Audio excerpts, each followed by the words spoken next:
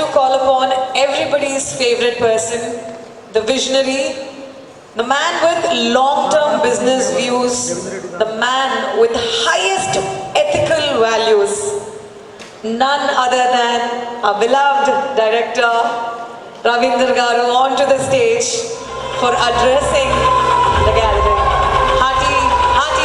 Hearty welcome to you, sir. నమస్కారం. మీరు తెలంగాణ రాష్ట్రం నుంచి బెంగాల్ రాష్ట్రానికి ఈరోజు వచ్చి ఇక్కడ అంటే కొంతమంది నిన్న రావడం జరిగింది, కొంతమంది ఈరోజు రావడం జరిగింది. అంటే ఈ హోటల్కి ఉన్న డిమాండ్ బట్టి మనం ఒకేసారి అందరినీ తీసుకురాలేకపోయాము. ఒకరోజు కొంతమందిని, ఈరోజు కొంతమందిని తీసుకొచ్చాము. మొత్తానికి 2 సంవత్సరాల నుంచి మీటింగులు ఏవి లేకుండా నిస్పృహతోటి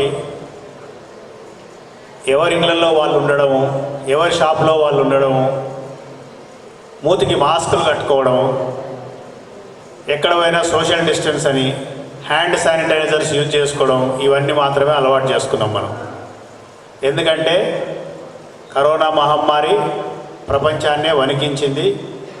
అందులో ఎవరికి ఎగ్జెప్షన్ లేదు, మీకు కానీ మాకు కానీ ఎవరికి కానీ. సో ఇటువంటి కష్టతర పరిస్థితిలో కూడా మన సిమెంట్ కంపెనీ ఎలా నడపగలిగాం, ఎలా ప్రొడక్షన్ చేయగలిగాం, ఎలా డిస్పాచ్ చేయగలం, ఎలా మీరు సిమెంట్ అమ్మగలిగారు, ఇది ఒక గొప్ప వింత. ఎన్నో దేశాల్లో కంపెనీలు మూసేశారు, ప్రొడక్షన్ లేదు, డిస్పాచ్ లేదు, సేల్స్ లేదు, నష్టాలు అనుభవించారు.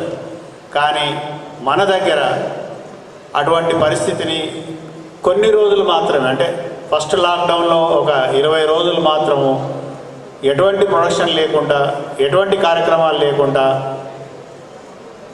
కొంత నష్టాన్ని అనుభవించి ఒక నెల మనం బిజినెస్ చేయడం జరిగింది.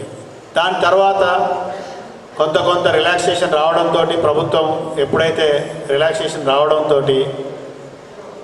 మనం ప్రొడక్షన్ స్టార్ట్ చేసాం. ఆ ప్రొడక్షన్ స్టార్ట్ చేసినప్పుడు చాలామంది ఎంప్లాయీస్ ఇంటి నుంచి ఫ్యాక్టరీకి రమ్మంటే రాలేదు, భయపడ్డారు ఏమవుతుందో ఎలా అవుతుందో. ఎందుకంటే ఫస్ట్ ఆ వేవ్లో ఎవరికి ఏంటి తెలియదు, ట్రీట్మెంట్ ఏంటో తెలియదు, అసలు ఎటువంటి సబ్జెక్టు తెలియదు. అటువంటి టైంలో ముందుకొచ్చి మన 2 ఫ్యాక్టరీలో ఎంప్లాయీస్ ప్రొడక్షన్ స్టార్ట్ చేశారు. ఫస్ట్ ఆఫ్ ఆల్ వాళ్ళందరికీ మనం ఒక ప్రత్యేకంగా అభినందనలు, ధన్యవాదాలు తెలియపరచాలి. ఎందుకంటే ఈరోజు మనం ఇక్కడ ఉన్నామంటే కారణం వాళ్ళందరి కృషి ఉంది. అంతేకాదు వారితో పాటు ట్రాన్స్పోర్టర్స్, డ్రైవర్స్, ఆ రోజు హోటల్స్ లేవు, లారీ రావాలంటే ఎవరు భోజనం పెడతారో తెలియదు. ఎటువంటి పరిస్థితి, కఠినమైన పరిస్థితిలో ఫ్యాక్టరీ దగ్గర భోజనాలు వండించి వాళ్ళకు భోజనాలు పెట్టి, వాళ్ళకు కొంత ప్యాకెట్లు, పులిహోర ప్యాకెట్లు, పెరగన్నం ప్యాకెట్లు వాళ్ళతో పార్సల్ పంపించి లారీలను డిస్పాచ్ చేయడం జరిగింది. అట్లాంటి కష్టతర పరిస్థితిలో కూడా కంపెనీ మన సిమెంట్ సేల్స్ కోసము, డీలర్స్ కోసము, కస్టమర్ల కోసము ఎంతో ప్రయత్నించి మన బిజినెస్ని ఎట్టి పరిస్థితిలో ఆపకుండా కంటిన్యూగా చేయాలనే ఉద్దేశంతో చేశాం. దానికి మీరు కూడా చాలా కోఆపరేషన్ చేశారు. మనకు అంతకుముందు ఎప్పుడైనా చెక్కులు కలెక్షన్ చేయడము, డిపాజిట్ చేయడము అటువంటి వర్క్ ఉండే. మీరు కూడా ఈరోజు ఆన్లైన్ ట్రాన్స్ఫర్ చేయడము, మనీని ఎట్లా ట్రాన్స్ఫర్ చేయడం అనేది నేర్చుకున్నారు. ఆర్డర్ బుకింగ్ ఎలా మొబైల్ ద్వారా చేయడం నేర్చుకున్నారు. ఎందుకంటే కాంటాక్ట్ లెస్ మనుషులు, అంటే సేల్స్ ఆఫీసర్లు మీ షాప్ దగ్గరికి రాకుండా ఉండే సిస్టంలో కూడా మీరు పనిచేసి సిమెంట్ వ్యాపారాన్ని ముందుకు తీసుకెళ్లారు. దీనికి అంతటికీ కారణం ఏంటంటే మనసుంటే మార్గం ఉంటుంది. ఆ మార్గాన్ని మనం అందరం ఎంచుకొని సక్సెస్ అయ్యాం. కాబట్టి మన వాల్యూమ్ తగ్గింది గత సంవత్సరం కోవిడ్ పీరియడ్లో. కాకపోతే మన బిజినెస్ టర్నోవర్ కానివ్వండి, మన బిజినెస్ ప్రాఫిట్లు కానివ్వండి, ఎటువంటి ఎఫెక్ట్ రాలేదు. దానికి అందరికి కారణం మీ యొక్క పట్టుదల, కృషి, వ్యాపారం చేశారు కాబట్టి ఇది వచ్చింది కంపెనీకి. ఈ తెలంగాణ రాష్ట్ర ప్రయాణం 2009 నుంచి మనం మొదలుపెట్టాము. ఎప్పుడైతే అంచెలంచెలుగా ఎదుగుతూ ఒక స్టేజ్లో 2018 ఇయర్కి మనం 10 లక్షల టన్నులు తెలంగాణలో అమ్మకాలు జరిగే స్టేజ్కి వచ్చింది ఈ స్టేట్. అంటే ఇదంతా ఘనత ఎవరి వల్ల? మీ అందరి వల్లనే. 10 లక్షల టన్నుల్లో మీరు నాన్ ట్రేడ్ ప్రాజెక్ట్స్ వీళ్ళంతా కలిపి 10 లక్షల టన్నులు అమ్మారు తెలంగాణలో. ఫస్ట్ టైం ఒక బ్రాండ్ అంటే మన తెలంగాణలో ఫ్యాక్టరీ లేకుండా తెలంగాణలో 10 లక్షలు అమ్మడం అనేది చాలా గొప్పతనం. తర్వాత 2021-22 9.7 lakhs కానివ్వండి, 22లో 12 lakhs కానివ్వండి, ఎటువంటి తగ్గుదల లేకుండా అంటే గ్రోత్, పాజిటివ్ గ్రోత్ తోటి మీరు వ్యాపారాన్ని ముందుకు తీసుకెళ్తున్నారు. ఈ సంవత్సరం కొండలరెడ్డి ముందు నుంచే చెప్తా ఉన్నారు, ప్రతి ఒక్క డీలర్ గ్రోత్లో ఉండాలి, ప్రతి ఒక్క డిస్ట్రిక్ట్ గ్రోత్లో ఉండాలి, ప్రతి ఒక్క అంటే ఎంటైర్ స్టేట్ గ్రోత్లో ఉండాలనే ఉద్దేశంతో దానికోసం కఠోర శ్రమ, వాళ్ళు స్పెషల్ ఎఫర్ట్స్ అనేది మొదలు పెట్టడం జరిగింది. ఇప్పుడు మీకు ఎటువంటి యాక్టివిటీస్ కానివ్వండి, మధ్యలో కొన్ని రోజులు టెక్నికల్ యాక్టివిటీస్ ఆపేశాం, మేసన్ మీటింగ్ ఆపేశాం, ఎటువంటి కార్యక్రమాలు లేకుండా వ్యాపారం చేశాం. ఇప్పుడు మీకు మళ్ళీ అన్నీ ఓపెన్ అయ్యాయి. ఎటువంటి సర్వీసెస్ కావాలన్నా మీరు కొండలరెడ్డి గారిని డిమాండ్ చేయొచ్చు. టెక్నికల్ సర్వీసెస్ కానివ్వండి, మేసన్ సర్వీసెస్ కానివ్వండి. ఇందాక మల్లారెడ్డి చెప్పినట్టు మనం ప్రప్రథమంగా ఎన్నో ఇన్నోవేషన్స్ భారతీయ సిమెంట్లో జరిగినాయి. ఫస్ట్ టైం మీకు తెలుసు, ఒక ఫస్ట్ లారీ నుంచే సిమెంట్ ఆన్లైన్ ఇన్వాయిసింగ్ అనేది మొదలుపెట్టింది భారతదేశ చరిత్రలో ఫస్ట్ భారతీయ cement factory. Second, PP laminated bag introduce చేయడం ఫస్ట్ టైం భారతదేశంలో చేసింది భారతీయ సిమెంట్. తర్వాత ఒక రోబోటిక్ క్వాలిటీ కంట్రోల్ సిస్టమ్ అనేది మన ఇండియాలో ఫస్ట్ టైం ఇంట్రడ్యూస్ చేసింది భారతీయ సిమెంట్ ఫ్యాక్టరీలో. అది కూడా ఫిన్లాండ్ టెక్నాలజీ తోటి కలిపి రా మెటీరియల్ నుంచి ఫినిష్ ప్రోడక్ట్ వరకు ఒక కన్సిస్టెంట్గా మీకు సిమెంట్ ఇవ్వాలి, కస్టమర్కి ఇవ్వాలనే ఉద్దేశంతో చేయడం జరిగింది. పూర్వకాలంలో ఎన్నో క్వాలిటీ కంప్లైంట్స్ వచ్చాయి. ఇప్పుడు దాదాపుగా అటువంటివన్నీ లేకుండా ఎంత మినిమం అంటే జీరో కంప్లైంట్ అనేది అబ్జెక్టివ్ మనకు. ఆ విధంగా జరగడానికి రోబోటిక్ క్వాలిటీ కంట్రోల్ ఎస్టాబ్లిష్ చేయడం జరిగింది. మీకు తెలుసు, ప్రపంచంలోనే లార్జెస్ట్ సిమెంట్ మిల్ భారతీయ సిమెంట్ ఫ్యాక్టరీలో 360 tons per hour గ్రైండ్ చేసే కెపాబిలిటీ అప్పుడు 2010లో మనం ఎస్టాబ్లిష్ చేశాం. ఇప్పటి వరకు ఏ ఫ్యాక్టరీ కూడా అంత ధైర్యం చేసి 360 టన్నులు మిల్లును ఈరోజు పెట్టలేదు. అందరూ 200, 220, 250 అప్ టు 300 వరకు వచ్చారు. కానీ 360 టన్నులు గంటకు గ్రైండ్ చేసే మిల్లు ఇంతవరకు ఎవరు పెట్టలేదు. సో ఇటువంటి ఎన్నో మనం ఫస్ట్ టైం చేశాము. దాని తర్వాత మీకు టెక్నికల్ సర్వీసెస్ అనేది ఏదైతే మొదలుపెట్టారో, మొబైల్ టెక్నికల్ వ్యాన్స్ కానివ్వండి, తర్వాత మోటార్ సైకిల్ మీద టెక్నికల్ సర్వీసెస్ కానివ్వండి, ఇవన్నీ ఇన్నోవేటివ్ ఐడియాస్ తోటి మీ ముందుకు వచ్చింది భారతీయ సిమెంట్. కాబట్టి మీరు భారతీయ సిమెంట్ని ఈరోజు ఏ కేటగిరీలో మార్కెట్లో అమ్మగలుగుతున్నారు. ఈరోజు మీకు ఒక గౌరవం ఉంది. భారతీయ సిమెంట్ డీలర్ అంటే ఏ కేటగిరీ ప్రీమియం డీలర్ అనే గౌరవం ఉంది. దాని తర్వాత భారతీయ సిమెంట్ వ్యాపారం చేస్తున్న వ్యాపారస్తులకు, వారికి సహకరిస్తున్న మహిళలకు, ఎందుకంటే ఎవరు సక్సెస్ కావాలన్నా మహిళలే ముఖ్యం. వాళ్ళ భర్తలు బాగా వ్యాపారం చేయాలన్నా వాళ్ళ కోఆపరేషన్ లేనిది ఏం జరగదు. అందుకనే ప్రతి సంవత్సరం ఒక స్కీమ్ పెట్టి బ్లెండెడ్ సిమెంట్ ఏదైతే అమ్ముతే దానికి గాను ఇంత బంగారం మీ ఇంటికి పంపే కార్యక్రమం ప్రతి సంవత్సరం జరుగుతుంది. అలాగే ఈ సంవత్సరం కూడా ఒక్క సంవత్సరం కూడా ఆపకుండా ఏ రోజైతే మనం 2009లో మొదలుపెట్టామో ఈ రోజు వరకు ప్రతి సంవత్సరం మన కంపెనీ డీలర్లకు బంగారం చేర్చడం జరుగుతుంది. దీనివల్ల మీ యొక్క asset value day by day పెరుగుతుంది. ఈరోజు కూడా ఇందాక మల్లారెడ్డి చెప్పినట్టు ₹1 కోటి బంగారం ఈరోజు మీరు ఇక్కడి నుంచి తీసుకోబోతున్నారు. మనకు ముఖ్యంగా 2 ఫ్యాక్టరీలు ఉన్నాయి. ఒకటేమో కడపలో 5 million tons, ఇక్కడ తాండూరు పక్కన కర్ణాటకలో 3.6 million tons. ఈ 2 ఇంటిగ్రేటెడ్ ఫ్యాక్టరీతో పాటు మనం ఒకటి టర్మినల్ 1 million ton ముంబైలో ఏర్పాటు చేయడం జరిగింది. ఇప్పుడు 2వ టర్మినల్ కోయంబత్తూరులో ఏర్పాటు చేస్తున్నాము. ఈ 2 లొకేషన్స్లోంచి కూడా బల్క్ సిమెంటు, బ్యాగ్ సిమెంటు ఇవ్వడం జరుగుతుంది కస్టమర్లకి. ఎందుకంటే మనం దగ్గర డైరెక్ట్ ఫ్యాక్టరీ నుంచి ఇవ్వచ్చు, దూర ప్రదేశాలకు ఓన్లీ రైల్వే ద్వారా సరఫరా చేయాలి.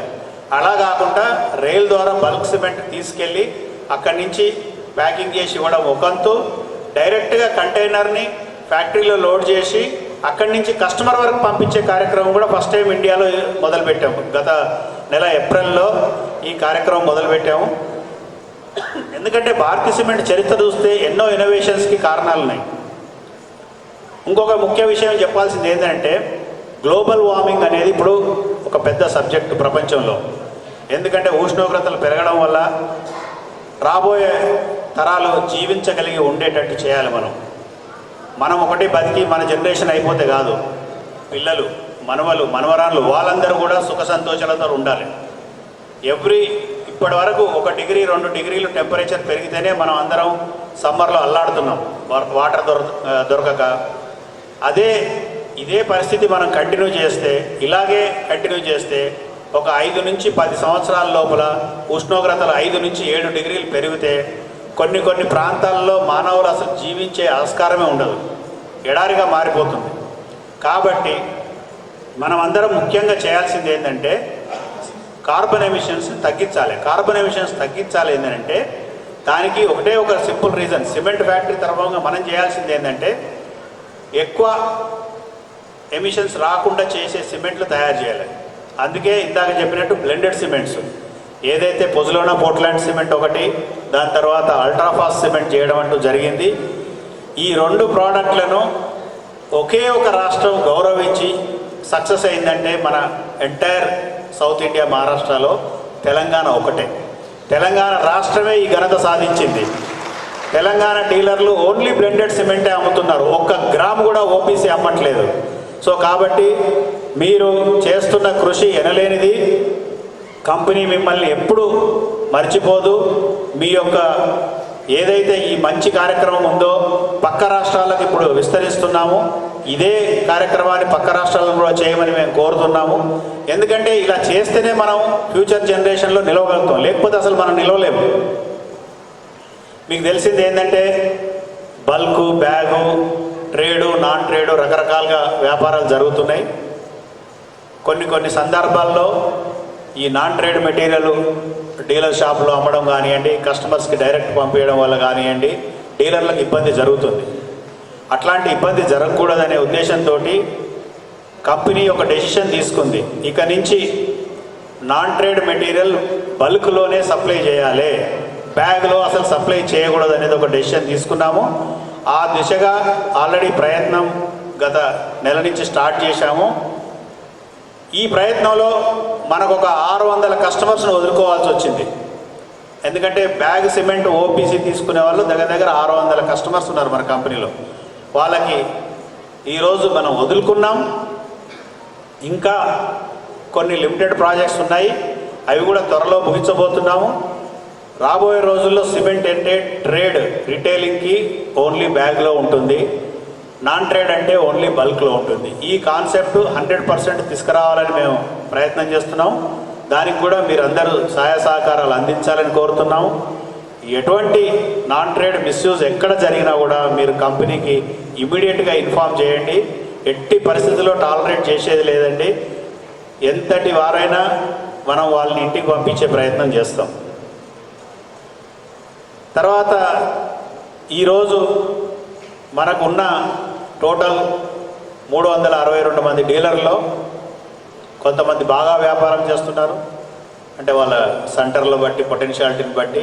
కొంతమంది మీడియంగా వ్యాపారం చేస్తున్నారు, కొంతమంది అతి కొద్దిగా వ్యాపారం చేస్తున్నారు. యాక్చువల్గా వ్యాపారం చేసినప్పుడు బాగా చేస్తేనే బాగుంటుంది, కొద్దిగా చేస్తే సంతృప్తి ఉండదు. 10 టన్నులు, 20 టన్నులు, 30 టన్నులు సిమెంట్ వ్యాపారం చేస్తే మీకు సంతృప్తి ఉండదు, మాకు సంతృప్తి ఉండదు. కాబట్టి మీకున్న పొటెన్షియాలిటీని బట్టి మీరు మీ క్వాంటిటీని పెంచుకోండి. పెంచుకుంటే ఏమైందంటే మీకు వచ్చే డిస్కౌంట్స్ కానివ్వండి, మీకు వచ్చే రిటర్న్స్ కానివ్వండి, మీకు వచ్చే బ్యాలెన్స్ షీట్ సంవత్సరం మొత్తం చూసుకుంటే మీకు వచ్చే ఆదాయం కానీ రెట్టింపు అవుతుంది. కాబట్టి ఇది మనది growing market, India developing country కాబట్టి, గ్రోయింగ్ మార్కెట్ కాబట్టి ఖచ్చితంగా మీరు ఈ గ్రోత్ పాత్ను మీరు ఎప్పుడు మరవకండి. డిమాండ్ లేదనే మాట మీరు అసలు అనుకోకండి. డిమాండ్ ఎప్పటికీ ఉంటుంది. కొద్దిగా హెచ్చు తగ్గులు వచ్చినా కూడా ఎప్పుడు డిమాండ్ అనేది ఖచ్చితంగా రాబోతుంది. ఈరోజు ఇండియాలో 550 మిలియన్ టన్నుల కెపాసిటీ, ప్రొడక్షన్ కెపాసిటీ ఉంది. ఒకప్పుడు 40 మిలియన్లు, 50 మిలియన్లు, 100 మిలియన్లు, 200 మిలియన్లు, ఈ విధంగా మన డిమాండ్ పెరిగేది. ఈరోజు అది 350 మిలియన్ టన్నులకు చేరింది మన డిమాండ్. ప్రపంచంలో నెంబర్ 1 కంట్రీ ఏదంటే చైనా. చైనా 200 మిలియన్ టన్నులు సిమెంట్ ప్రొడక్షన్ చేసి కన్జ్యూమ్ చేస్తుంది. చైనాలో ఉన్న పాపులేషన్, భారతదేశంలో ఉన్న పాపులేషన్ సేమ్. మనం రెండో స్థానంలో ఓన్లీ 350 మిలియన్ టన్నులే. అంటే వాళ్లకు మనకు ఎంత వ్యత్యాసం ఉందో చూడండి. ఖచ్చితంగా రాబోయే రోజుల్లో ఈ డిమాండ్ అనేది అతి వేగంగా పెరుగుతుంది. మీరు చూస్తున్నారు సిమెంట్ రంగంలో ఈ 550 మిలియన్ టన్నులు ఏదైతే ఉందో రాబోయే 10 సంవత్సరాల్లో ఇది సరిపోదు. ఇటువంటి డిమాండ్ను బట్టి మనము 600, 700, 1000 మిలియన్ టన్నులకు వెళ్ళే పరిస్థితి కూడా రాబోతుంది. మీ యొక్క సేల్స్ ఇప్పుడు ఏదైతే ఉన్నాయో దానికి డబుల్, ట్రిపుల్ అయ్యే ఛాన్సెస్ మీ అందరికి ఉన్నాయి. కాబట్టి ఎట్టి పరిస్థితుల్లో అవకాశాలని వదులుకోకండి. ఎందుకంటే ఎస్పెషల్లీ రూరల్ మార్కెట్లో రీటైల్ సేల్స్ బ్యాక్గానే ఎక్కువ ఉంటాయి. మీరు అనేది సిటీస్లో కానివ్వండి, హైవే ప్రాజెక్ట్స్ కానివ్వండి, అక్కడ బల్క్ సిమెంట్ ఎక్కువ సిమెంట్ తీసుకుంటారు, హై రేజ్ టవర్స్లో కానివ్వండి. కాబట్టి ప్రతి విలేజ్లో, ప్రతి మండల్లో, ప్రతి తాలూకాలో, ప్రతి జిల్లాలో మీరు ఫోకస్ చేయాల్సింది రిటైల్ సేల్స్. ఈరోజు తెలంగాణలో కూడా ఒకప్పుడు భూములు 1,00,000 రూపాయలు, 4 లక్షల రూపాయలు, 5 లక్షల రూపాయలు ఎకరం ఉండేది. ఈరోజు హైదరాబాద్ సరౌండింగ్లో ఎక్కడ పోయినా కూడా ఒక 100 కిలోమీటర్ల పరిధిలో 70-80 లక్షలకు తప్ప భూమి లేదు. మారుమూల ప్రాంతాలకు వెళ్ళినా కూడా 25-30 లక్షల స్టేజ్కి వెళ్ళింది. రైతులకు కూడా 10 ఎకరాలు ఉందంటే 1 ఎకరం అమ్మి మంచి ఇల్లు, మిగతా అన్ని కట్టుకోవడానికి ప్రయత్నిస్తున్నారు. ఇటువంటి అవకాశం ఈరోజు తెలంగాణ రూరల్ మార్కెట్లో బాగా మొదలైంది, ఎస్పెషల్లీ హైదరాబాద్ సరౌండింగ్. ఒకప్పుడు మన సేల్స్ ప్రతి జిల్లాలో 1000, 2000, 3000 అట్లా ఉండేది. ఇప్పుడు హైదరాబాద్ కానివ్వండి, రంగారెడ్డి కానివ్వండి, మెదక్ కానివ్వండి, మహబూబ్ నగర్ కానివ్వండి, వాళ్ళ సేల్స్ 3 కాదు 4 అంతలు దాటిపోయింది. ఈ రాబోయే రోజుల్లో మిగతా వరంగల్, కరీంనగర్, ఖమ్మం, నల్గొండ, ఆదిలాబాద్, నిజామాబాద్ జిల్లాలో కూడా అలాగే జరగబోతుంది. కాబట్టి మీరందరూ రెడీగా ఉండండి. అంటే దానికి సరిపడిన ఇన్వెస్ట్మెంట్ కానివ్వండి, దానికి సరిపడిన క్యాపిటల్ కానివ్వండి మీ దగ్గర రెడీగా పెట్టుకోండి. ఇంకొక ముఖ్య విషయం మీకు చెప్పాల్సింది ఏంటంటే, ఈ యుద్ధ కారణం కానివ్వండి, ఇన్ఫ్లేషన్ ఆల్మోస్ట్ 15% పెరిగింది. ప్రతి ఒక్క కాస్ట్ పెరిగింది. కోవిడ్ వల్ల ఎన్నో రంగాలు ఇబ్బంది పడి, కొన్ని రంగాలు మూతపడి, కొన్ని రంగాలు కోలుకోలేని పరిస్థితిలో ఉన్నాయి. ఒకప్పుడు మనకు కోల్ ఫ్రీగా ఇంపోర్టెడ్ కోల్ దొరికేది. ఈరోజు ఒక కోల్ షిప్ ఆర్డర్ చేస్తే దగ్గర దగ్గర 2 నుంచి 3 నెలల నుంచి వెయిట్ చేయాల్సి వస్తుంది. అండ్ రేటు ఒక సంవత్సరం కింద కోల్ రేటు $100 ఉండేనండి. ఒక టన్నుకు $100 ఉండేది. ఈరోజు అది పెరుగుతూ వచ్చి $320 టచ్ అయింది. ఈరోజు ఈ $320 నుంచి $350 కోల్ రేట్ ఏదైతే ఈరోజు కొంటున్నారో, ఈ డెలివరీ వాళ్ళు జూన్, జూలై, ఆగస్ట్, సెప్టెంబర్ వరకు ఇస్తామంటున్నారు. అంటే తర్వాత రోజుల్లో ఎలా ఉంటుందనేది ఇంకా చెప్పలేము మనం. ఇప్పుడు వరకైతే ఒక నెక్స్ట్ 3-4 మంత్స్ కోలు బగబగ మండుతుంది. రేటు బాగా పెరిగింది. డీజిల్ రేటు మీకు తెలుసు, గత సంవత్సరం 55 నుంచి 60 రూపాయల మధ్యలో ఉండేది. ఈరోజు 100 రూపాయలు క్రాస్ అయింది. దానివల్ల ప్రతి ఒక్కటి ఇంపాక్ట్ అయింది. ట్రాన్స్పోర్ట్ రంగం కానివ్వండి, ఏ ప్రొడక్షన్ రంగం కానివ్వండి, ఏ రంగమైనా ఇంపాక్ట్ అయింది. ఇంతటి ధరల పెరుగుదల బహుశా మన భారతదేశ చరిత్రలో కానివ్వండి, ప్రపంచంలో కానివ్వండి, ఇది ఫస్ట్ టైం. ఇది జరుగుతున్నప్పుడు మన కంపెనీ వారు మీకు వచ్చి ప్రైస్ పెరుగుతుంది అని చెప్తారు. చెప్పినప్పుడు మీ యొక్క రెస్పాన్స్ ఇమ్మీడియట్గా ఏముంటుందంటే, సార్ పక్క కంపెనీ పెంచలేదండి, వీళ్ళు పెంచలేదండి, వాళ్ళు పెంచలేదండి. ఇది మన జనరల్గా థింకింగ్.